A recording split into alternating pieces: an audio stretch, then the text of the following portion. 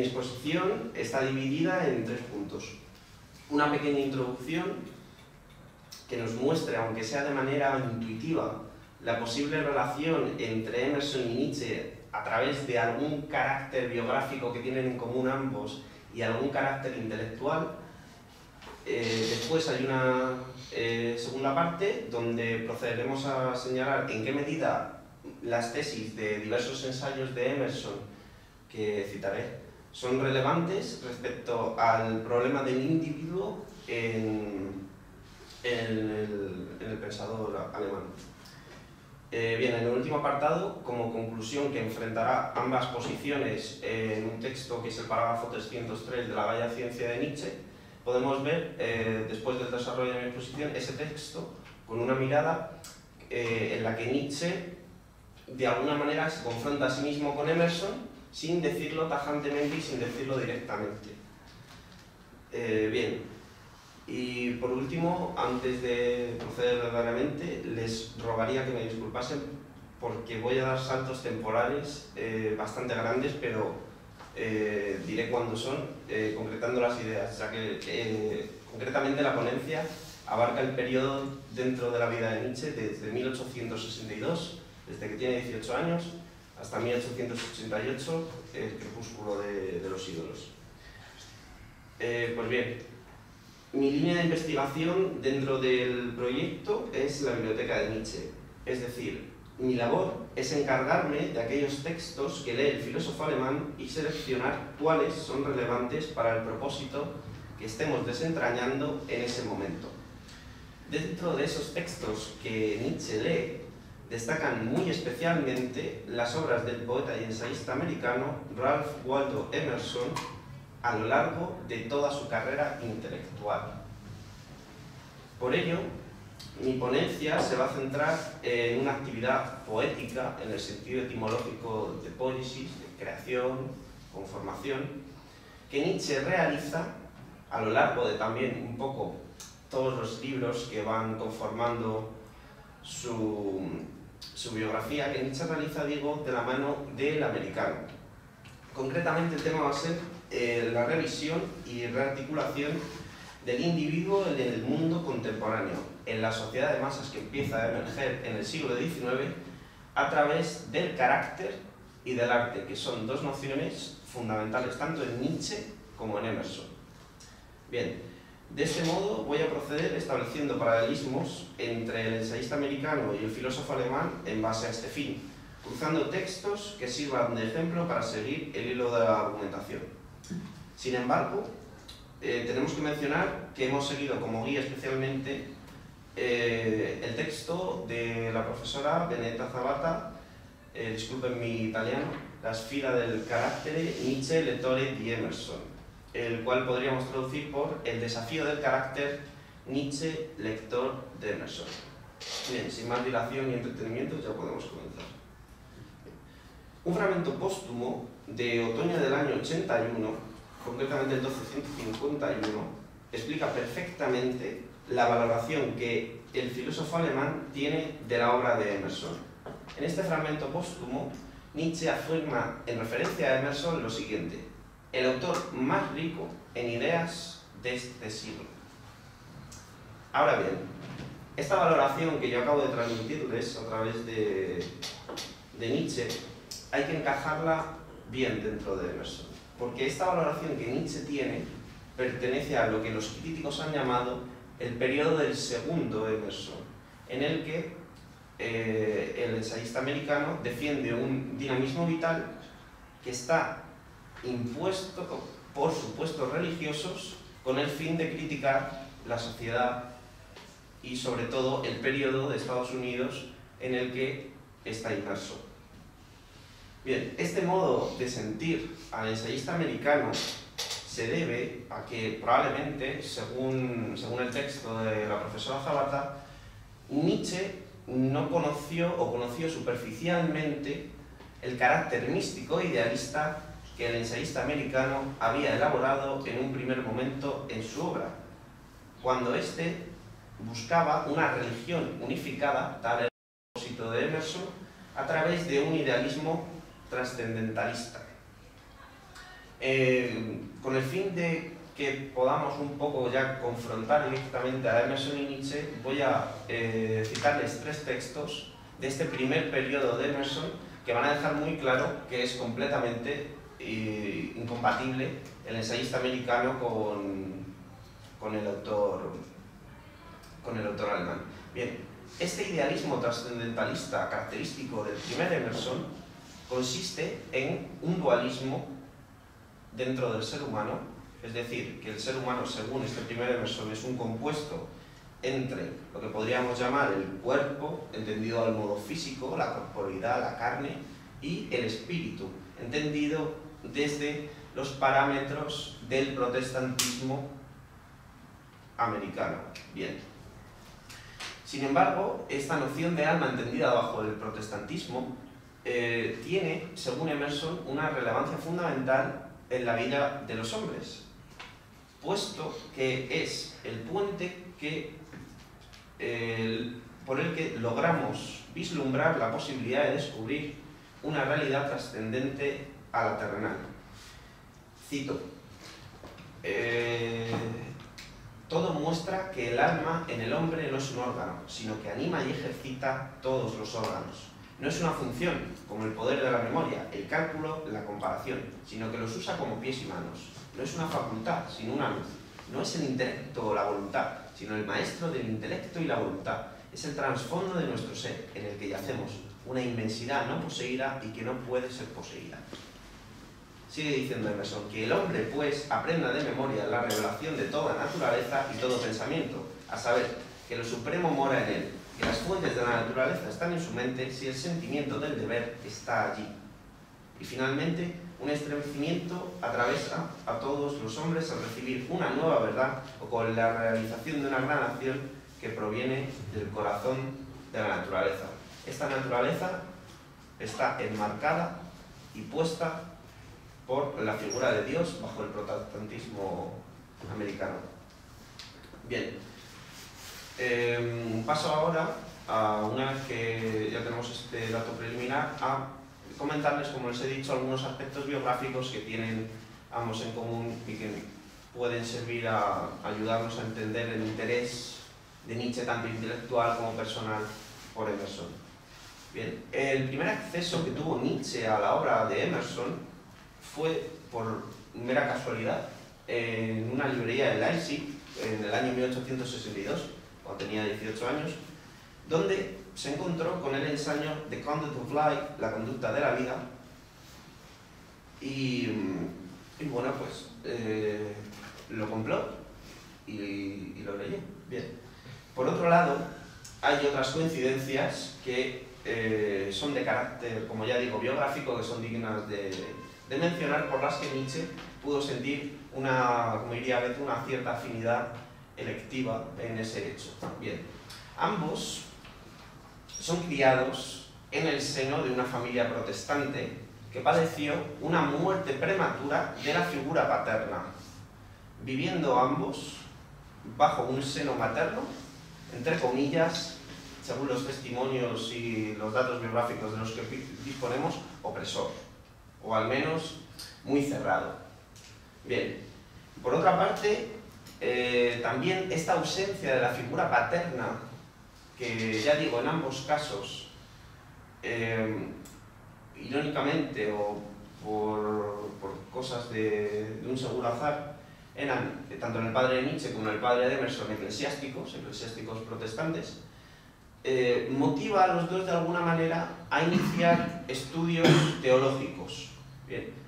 Emerson los concluyó, de hecho fue ordenado pastor protestante en el año 29, 1829, y como sabemos Nietzsche abandonó tal posibilidad por la filología. Bien, también en ambos, un poco en referencia a la ponencia que ha hecho mi compañera Fe, hay una necesidad del viaje, una necesidad del Wanderer. Bien, pensemos ya meramente, de forma intuitiva, en los viajes que realiza Nietzsche por Italia y el hecho de que Emerson, en el año 32, abandonando su oficio religioso, como ya he comentado, fue ordenado pastor protestante y ejerció su militancia dentro de la Iglesia hasta hasta el año 32, del 29 al 32, abandonó su oficio religioso, como ya digo, y emprende un viaje por Europa para afianzar el conocimiento que él ya tenía ya en el suelo americano del romanticismo inglés, especialmente de la mano de Coleridge. Posteriormente volverá y volverá a viajar, volverá a Estados Unidos y finalmente volverá a viajar a Europa. Bien, abandonando ya este punto de carácter biográfico, hay que comentar que, sin embargo, el intercambio de ideas que realiza Nietzsche entre su pensamiento y el del ensayista americano se intensifica en el periodo de otoño-invierno de 1881 a 82, cuando el filósofo alemán está trabajando en esa continuación de Aurora, que, como sabemos, es la Bella Ciencia. Bien, de hecho, hay un dato llamativo también, que es que la obra, la primera edición de la obra, se abre con una frase del ensayo de Emerson titulado Historia. Nietzsche dice: Emerson expresa el sentir de mi corazón. A partir de ahí comienza ya la propia cita de Emerson. Al poeta, al filósofo, al santo, todas las cosas le son amigables y benditas. Todos los acontecimientos provechosos, todos los días sagrados, todas las personas divinas. Y bien, con el fin de mostrar la gran influencia de Emerson sobre Nietzsche a lo largo de su vida intelectual, no solamente hasta el periodo que acabo de comprender, hago referencia a una carta que el pensador alemán envió a su amigo Franz Overbeck el 24 de diciembre de 1883, donde se considera a Emerson Bruder Seele, es decir, hermano de alma. Y también me gustaría leerles el parágrafo 13 de Incursiones de un intempestivo del Crepúsculo de los ídolos. Dice Emerson: mucho más ilustrado, errabundo, multiforme, refinado que Carlyle, sobre todo más feliz. Alguien que instintivamente se alimenta solo de ambrosía, que deja atrás lo que de indigerible hay en las cosas. Comparado con Carlyle, un hombre de gusto. Carlyle, que lo amaba mucho, dijo de él, sin embargo, no nos da bastante que morder. Lo cual acaso esté dicho con razón, pero no en detrimento de Emerson. Emerson posee aquella jovialidad benigna e ingeniosa que quita los ánimos a toda la seriedad. No sabe en modo alguno qué viejo es ya y qué joven será aún. Podría decir de sí mismo, con una frase de Lope de Vega: yo me sucedo a mí mismo. Su espíritu encuentra siempre razones para estar contento e incluso agradecido, y a veces roza la trascendencia jovial de aquel hombre de bien que volvió de una cita amorosa como de una cosa bien hecha. Aunque falten las energías, decía agradecido, sin embargo, es de alabar la voluptuosidad. Bien, hasta aquí podemos concluir el primer punto. El punto, lo siento mucho, pero era necesario, un punto tedioso porque requiere, las introducciones siempre son pesadas. Y ya podemos ir al meollo de la cuestión.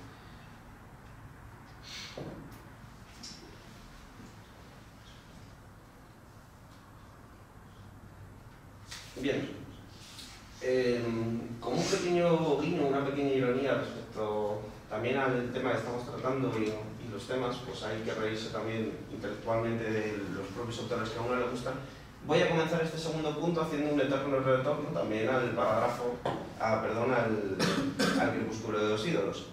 Bien, el parágrafo número 8 tiene un apartado que es esencial, que quiero que ustedes se queden con el término destino e idealizar, que son dos términos que vamos a ver que son fundamentales en este apartado. Bien, dice Nietzsche: lo esencial en la embriaguez es el sentimiento de plenitud y de intensificación de las fuerzas. De este sentimiento hacemos nosotros partícipes a las cosas, las forzamos a que tomen de nosotros, las violentamos. Idealizar es el nombre que se da a ese proceso.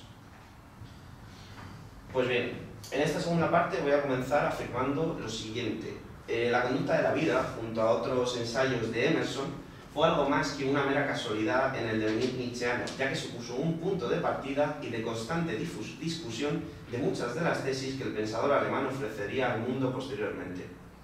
Dejando al lado el Crepúsculo de los ídolos y volviendo otra vez al año 62, una prueba de ello es el texto de Nietzsche, Libertad de voluntad y Fatum, que tiene una ligazón íntima con el ensayo de Emerson, Destino. Bien, este ensayo que ha sido durante largo tiempo visto por la crítica como la confesión de una impotencia por parte de un idealista cercano al calvinismo, debido a la descripción que da de las limitaciones humanas, recientemente ha sido entendido como una forma de pensar centrada en la acción concreta y pragmática de esas posibilidades. De hecho, siguiendo a Robinson, que es un crítico de la obra emersoniana, cito, dice: "Less an acquiescence before the limits of human power than a determinate rethinking of how human possibilities can best realized". Pues bien, en la obra Libertad de la voluntad y Fatum, Nietzsche entiende que el destino no es una fuerza externa que acosa al individuo, sino que lo entiende como destino individual y necesario, causado conscientemente o inconscientemente por el propio individuo. Incluso, aunque los eventos que nos atañen pueden desbordarnos, existen en realidad un despliegue necesario para que sean reconducidos bajo la predisposición latente de nuestro carácter. Se trata, en definitiva, según Emerson, de que el hombre es artífice de su camino y que por ello produce, de ahí el título de la ponencia, su vida. De hecho, se nos dice, el propio Nietzsche lo cita en el texto, de hecho se nos dice con Emerson que el pensamiento siempre se haya unido a la cosa que aparece como su expresión. Bien, ya digo, en su ensayo Destino, el poeta americano muestra que el destino de todo hombre es fruto de su carácter, pues los eventos que nos parecen ajenos, a nosotros, en realidad, según Emerson, cito literalmente, van de nosotros hacia nosotros. El ensayista americano escribe: "El secreto del mundo consiste en ligar las personas a los eventos. Los eventos son la marca de nuestra forma y se adaptan como a nuestra piel". Si esto no fuera así, podríamos pensar el determinismo de los eventos comenzaría ya en nuestros padres o en nuestro propio estado embrionario. Por ello, la conclusión en este texto del pensador alemán es que la libre voluntad es una abstracción y significa la capacidad del acto consciente. Perdón, no lo comentaba, lo estoy citando. Mientras que por destino se debe entender el principio que guía el acto inconsciente. Esto hace que la libertad se vuelva el premio de quien ha sondeado de manera incansable sus propios límites, teniendo la capacidad de trocarla en el destino de la propia naturaleza de uno. Es muy llamativo que en este ensayo Emerson define al ser humano como fragmento de destino, algo que, como ustedes ya sabrán, es una expresión que Nietzsche emplea en la propia obra del Crepúsculo de los ídolos. Bien, también bajo este planteamiento es necesario comentar la importancia del ensayo emersoniano Belleza, el cual plantea que la sensibilidad ante lo bello no tiene su base en una pintura o un objeto externo, sino en el perfeccionamiento de la propia naturaleza, del propio carácter del ser humano. De hecho, el asunto de fondo de esta estética que Emerson plantea es que la belleza es la explicación de la propia potencia personal, que nace de un esfuerzo creciente por superarse. Pues bien, Nietzsche asume un criterio estético para justificar el hecho de que la suerte de un hombre le deba nacer de su naturaleza espontánea y no de los otros. Esta idea que llevamos planteada de que los actos en realidad nacen de uno por perfeccionamiento a través de la belleza, me inclino a pensar, pero esto quizás es un apunte mío demasiado arriesgado, que es un buen precedente para la doctrina del eterno retorno, ya que hay una suerte de repetición desde el individuo, desde su propio proceso, desde él hacia sí mismo. Bien, abandonando ya el periodo del año 62, ahora pasamos a la época de humano demasiado humano. Bien, dentro de humano demasiado humano hay una noción principal que es la noción de espíritu libre o la ampliación de libertad del espíritu. Bien, en Emerson hay un término que es totalmente igual, es decir, son totalmente intertraducibles, con perdón de los filólogos, que es self-reliance. Bueno, he pronunciado lo francés, perdón. Bien, en esta obra podríamos decir que la noción central de espíritu libre podría caracterizarse o definirse como la autosuficiencia o el dominio de uno mismo. Esto coincide sospechosamente con las consideraciones de Emerson respecto al problema de la libertad. En su ensayo Prudencia, el ensayista americano afirma lo siguiente: con generosidad y dominio de uno mismo, uno puede liberarse del pan que come y no depender de los otros, así como tampoco tener relaciones falsas con los hombres de amor u odio, que apuntan a una felicidad exterior. Como podemos apreciar, en Emerson hay una conciencia de que el concepto de libertad es problemático, por lo que elabora una teoría para dotarle de contenido, independencia de los otros y dominio de uno mismo. Como ya vimos gracias al ensayo Destino, la necesidad es una ley de la naturaleza que el hombre debe recrear, ya que si ésta se niega, los propios límites humanos caerán sobre el hombre.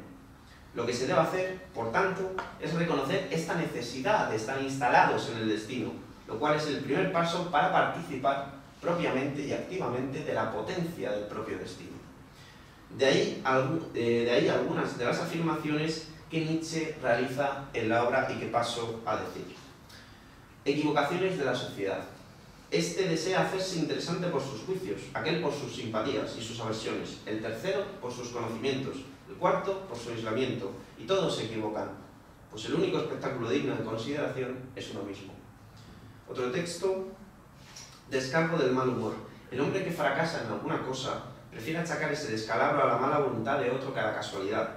Su sobreexcitación se calma con el hecho de imaginarse que el fracaso lo debe a una persona, no a una cosa, pues de las personas puede uno vengarse y del destino hay que devorar los agravios.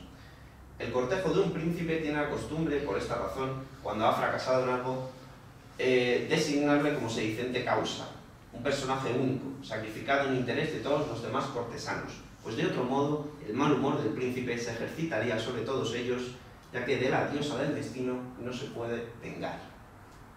Bien, la potencia, que como ya digo genera este sentimiento, esta pulsión de libertad, no se entiende como una reivindicación por parte de Nietzsche del arbitrio del destino, ni del abandono del propio ser humano a las fuerzas del arbitrio, sino como el cuidado de esta necesidad que consiste en la unión del destino y el concepto de destino y el concepto de naturaleza.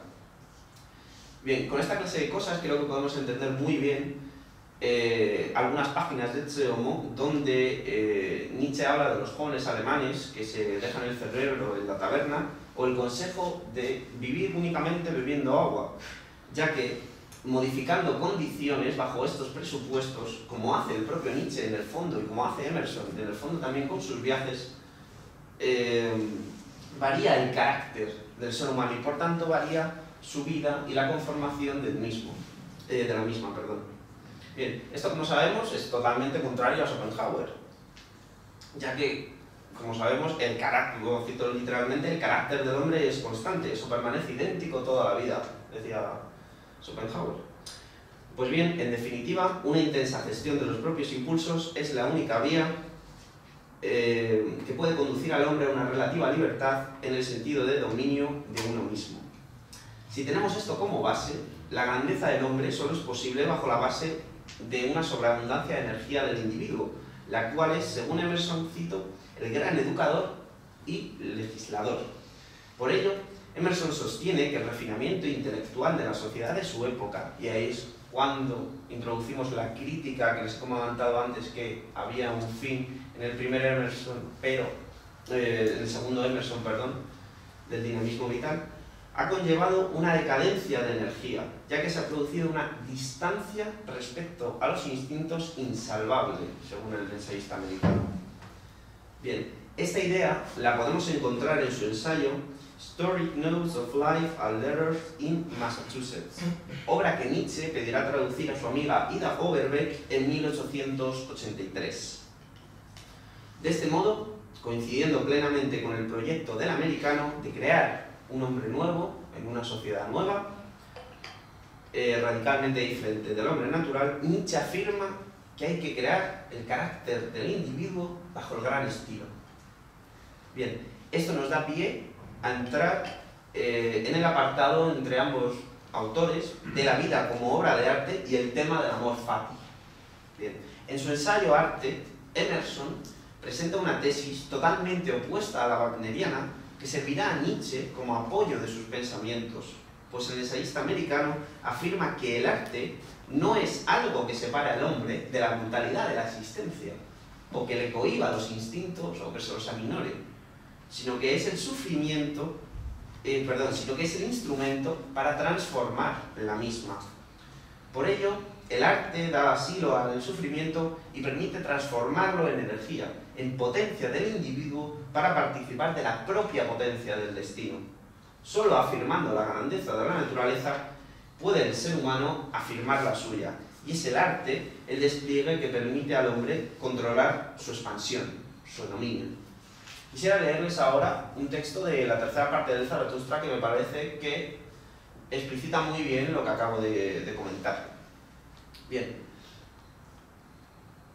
el texto, hago solamente referencia a una cita, es el apartado muy famoso donde se produce la tirada de dados. Nietzsche dice, un segundo,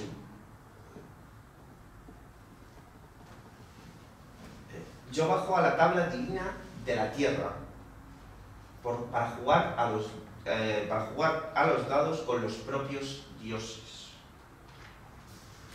Bien, en otro paralelismo, en su ensayo Carácter, el poeta americano afirma lo siguiente, da una especie de pauta o de modo por el que una vida es excelente, y afirma, no ser presa de la circunstancia.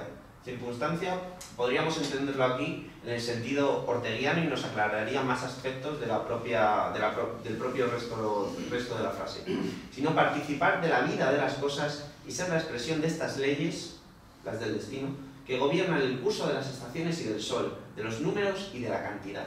Fin de la cita. Por último, y ya termino mi ponencia, me quedan 2 minutos, respecto al tema del amor fati, me gustaría señalar que hay una radical diferencia de planteamientos respecto de este segundo Emerson que hemos esquematizado muy brevemente y Nietzsche. Por una parte, la aceptación de la necesidad que hemos planteado por parte de Emerson tiene como base una confianza en la naturaleza que, si bien con mano dura o con mano blanda, adiestra al hombre. Sin embargo, hay que tener en cuenta que esta naturaleza que Emerson propugna es puesta, ya digo, y como he comentado antes, por el Dios del cristianismo protestante. Por otro lado, como sabemos, en Nietzsche no hay resquicio de Dios, ningún átomo de Dios, y el centro de seguridad, el Padre, está muerto, siendo el amor fati la senda del trágico, aquel que ha de poetizar, que ha de conformar, que ha de recrear su destino. Como conclusión, y he dicho antes, me gustaría leer el aforismo 303 de la Gaia Ciencia, que recoge muy bien este planteamiento y la diferencia entre Emerson y Nietzsche que he intentado hacerles llegar en esta ponencia. A decir verdad, ese hombre, a pesar de su juventud, sabe muy bien improvisar en la vida y sorprende hasta al observador más perspicaz. Efectivamente, parece que no da un paso en falso, aun cuando juega las partidas más arriesgadas.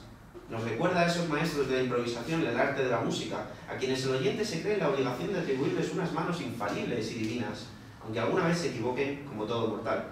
Pero están tan ejercitados y son tan inventivos que en todo momento se encuentran dispuestos a integrar de inmediato en la estructura temática su humor o el capricho de sus dedos, infundiendo así al azar un alma y un hermoso significado. Ahora tenemos delante a un hombre completamente distinto, pues termina fracasando en todo lo que acomete o proyecta. Las cosas en las que en su día más puso el corazón lo han llevado más de una vez a 2 pasos de la ruina, y si escapaba solo sacaba un ojo morado. ¿Creen que es desdichado por eso? Hace mucho tiempo que decidió no conceder demasiada importancia a sus deseos o proyectos. Se dice a sí mismo, si esto no me sale, tal vez otra cosa me saldrá. Y en última instancia, no puedo afirmar si les debo más a mis fracasos que a cualquier éxito. ¿No estaré hecho para ser testarudo y llevar unos cuernos de toro? Lo que para mí constituye el valor y el beneficio de la vida se encuentra en otra parte. Mi orgullo, al igual que mi miseria, reside en otra parte. Conozco mejor la vida por haber estado tan a menudo a punto de perderla. Por eso, precisamente, la vida me ha dado más que a ninguno de ustedes. Muchas gracias. Y me cae fabuloso también todo el trabajazo. Emerson es muy desconocido en esta facultad también, o sea, has traído a alguien que no se toca, ¿no? Y parece ser que si es norteamericano quema. Y a mí me ha encantado, has hecho muy bien. No sabía el dato de la librería de Leipzig, yo pensaba que era por medio de las traducciones de Ida Oberbeck y de la otra amiga, Marie Baumgartner.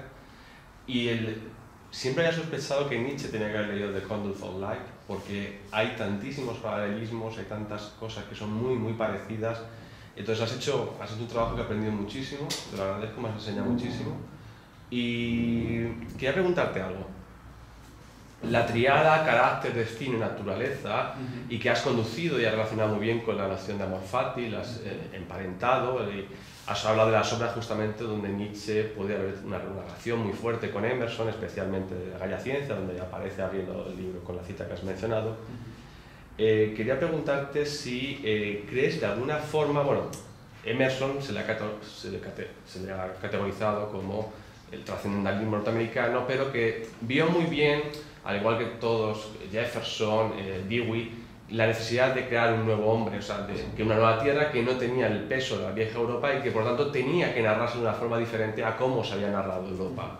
Esa búsqueda del nuevo hombre, que dices en este escrito sobre Massachusetts de Emerson, ¿crees que Nietzsche en ese sentido vio la misma necesidad que pudo ver el trascendentalismo norteamericano, que luego derivaría en un pragmatismo, ¿no? Y que muchas veces a Nietzsche se le ha relacionado con el pragmatismo, especialmente con Rorty?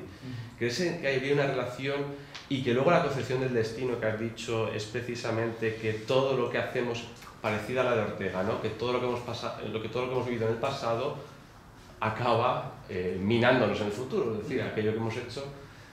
¿Crees que también tenía relación esa concepción con Nietzsche? ¿Se podría de alguna forma adoptar? Pues bien, respecto a tus dos preguntas, vamos por orden. La relación que me has planteado, si veo alguna relación entre esta nueva necesidad de crear un hombre desde Emerson y Nietzsche, o es mera coincidencia, yo creo que sí, pero también creo que no. Es decir, creo que sí en el sentido de que ambos se percatan totalmente de que el siglo XIX es un siglo donde, empleando la expresión nietzscheana, el desierto crece y es necesario renovar la vida de los hombres. Ahora bien, yo no estoy tan seguro de que en Emerson ese sea el peso fundamental, porque si bien como ya he dicho en mi ponencia, la segunda parte de su pensamiento tiene el fin de la crítica a la sociedad, Emerson fue durante gran parte de su vida, de ahí estas dicotomías siempre que se le enseña la literatura entre Emerson y Walt Whitman, siempre fue como una especie de cantor de América, que Walt Whitman también lo es, pero de otra manera muy diferente. Y claro, hay que tener en cuenta en el contexto específico en el que vive Emerson, conquista del oeste, la conquista de las nuevas poblaciones, las guerras contra los aborígenes que quedaban, y bueno, a mí me parece que realmente este carácter de Emerson tiene esas dos vertientes, ¿no? La crítica a la sociedad, estamos de acuerdo en el plano intelectual y filosófico, pero después creo atisbar un cierto programa político de servicio de poeta bajo Estados Unidos. Pero esto ya es una consideración muy personal respecto a lo que he leído de él. O sea, es que, por ejemplo, yo me di el batacazo de la investigación leyendo primero toda la poesía de Emerson, y la poesía de Emerson es ¡Viva América, señores! Es increíble, está muy bien, evidentemente es un poeta que es sensacional, pero tiene poemas que bueno, no puedo expresar de otra manera más que con este vulgarismo. Bien, y la segunda pregunta respecto del tema del destino, la ligazón con ambos, yo sí que creo que esto es un punto crucial. Como he comentado en la exposición, si esto no lo es, a mí me han dado muchas pistas falsas, porque yo en esto que he comentado de Emerson veo un antecedente muy claro del eterno retorno. Y es algo que bueno, afortunadamente podré seguir trabajando en ello y dirimir qué es lo que ocurre verdaderamente.